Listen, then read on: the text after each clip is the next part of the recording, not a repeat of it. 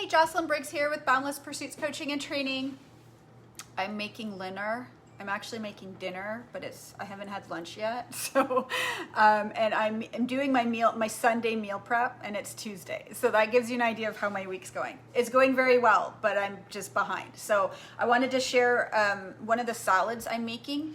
I just made the peach and tomato salad that I posted last week. So you can check out that on Instagram. It was super quick. It looks delicious. It's sitting over there on the table waiting for me to eat it. But I'm making this farro salad, and so my strategy this summer for Manage the Damage, which, you know, I'm doing my meal prep on Tuesday instead of Sunday, so that goes to show you that's why it's called Manage the Damage, because it's not about eliminating the damage, it's just about mitigating the damage, is to make up 2 to 3 salads every week. So every Sunday, I'm supposed to do it on the weekend, or Monday at the very latest, I make up 2 or 3 salads. I make up a batch of some kind of protein, like whether it's a long plank of salmon, or whether it's a batch of chicken breasts, or last week we made pork tenderloin. So when it's ready in the fridge, I can just grab and go. And what's happening right now, like, amen, the world is opening up, and so I have forgotten how busy that 4 o'clock hour is when we're rushing off to baseball. We have 2 of them going to do 2 different places tonight. And so for me, the manage the damage, or mitigating the damage, is about having stuff that I can just grab and run out the door and not have to think. Also I'm working during the day, so we all can relate to how busy life is, right? And the key to staying on track is really some kind of preparation. And I don't like to cook, so I don't want to spend hours. And I understand that, most of what we do when we grab convenient food is for convenience. If we can just, do a little bit of planning to make it a little bit more convenient for ourselves, then that's how we manage the damage. So I'm making what's called a Greek farro salad with Kalamata olive vinaigrette. So I have the olive vinaigrette in here. I just have to quickly blend it up. So I did that.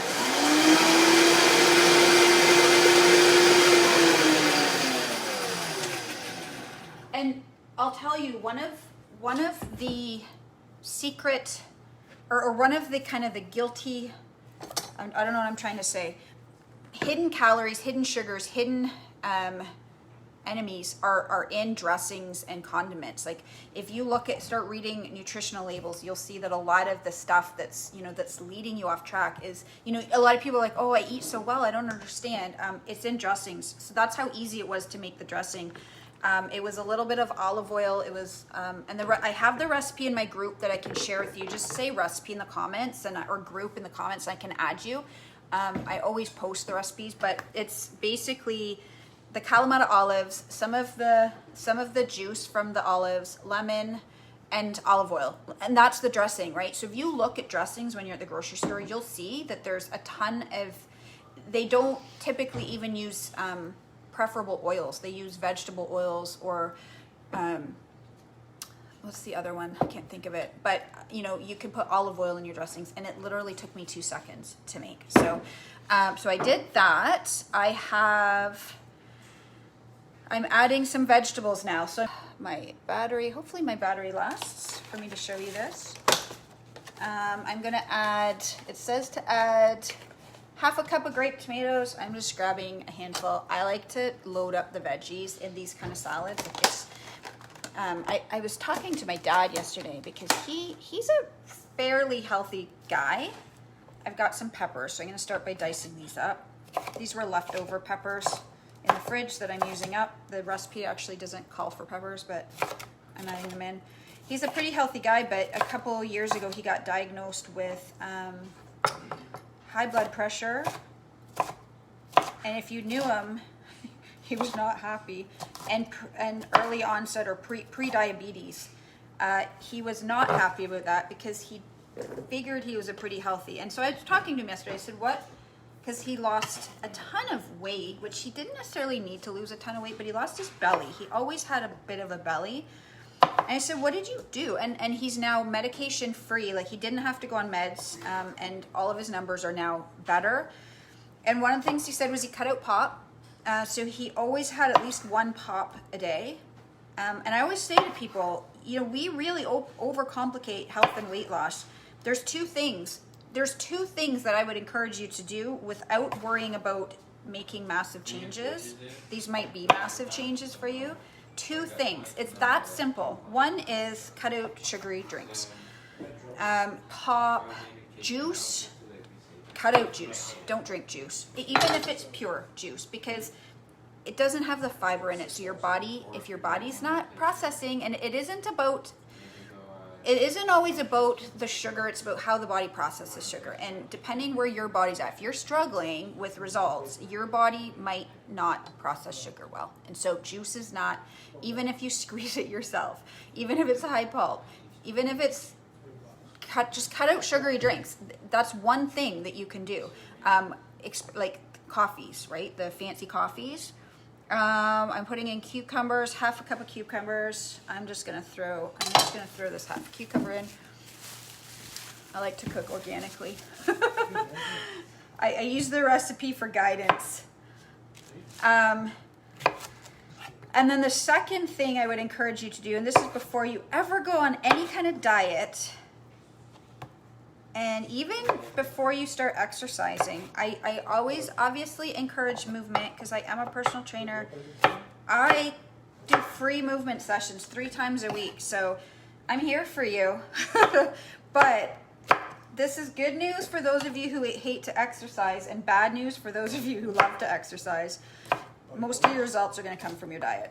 So this bad news for me because I don't actually mind exercising. It's good news for those of you who hate it.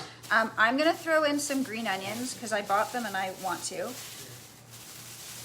So before you even have to exercise, you guys, do these 2 changes. So 1, cut out sugary drinks. Cut them out. Pop, juice, fancy coffees, Gatorade, energy drinks, my goodness. And the second one is cut out processed foods. So do you see what I'm making here is, I mean, even down to the dressing, and dressings are very simple and easy to make. It's all just regular whole foods.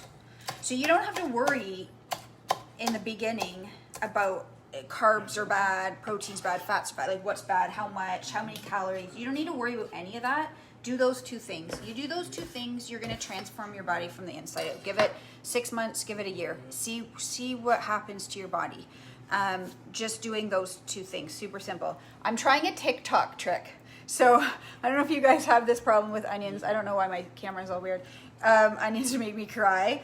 So here's the trick. My son told me this. So you cut your onion in half like this. And now I'm just gonna, I don't know if you can see, I'm just gonna slice it. I just realized I just put double the onions in. So anyways, whatever. I'm gonna slice it this way.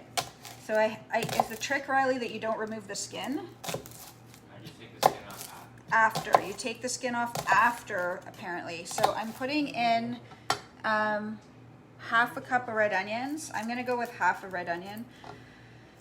I don't know, you guys. How do you, so I'm gonna cut it the other way too? Yeah, look at it, but I'm taking the skin off now. Okay, so I'm supposed to take the skin off now. I don't know if it's working because I feel my eyes are. Did it work for you? It worked for Riley. Yeah, I think I was supposed to take. Okay, so fail on the TikTok onion trick on my end.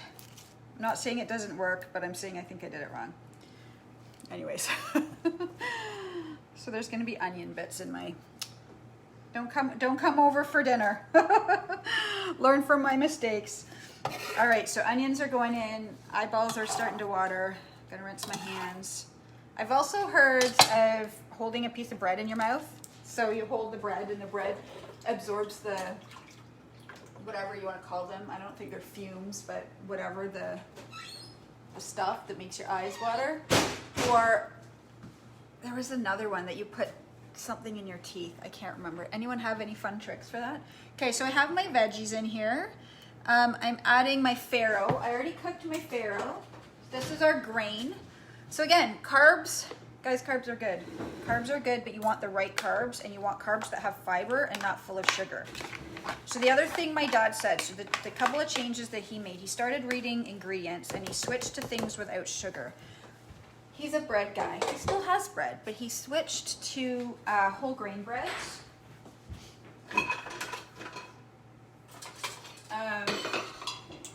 And tons and tons and tons of fruits and veggies. He cut out processed foods. He cut out potato chips. I think, as long as I can remember my dad, he always had potato chips. Potato chips are like crack. My mother cut them out 3 years ago and is terrified to have one.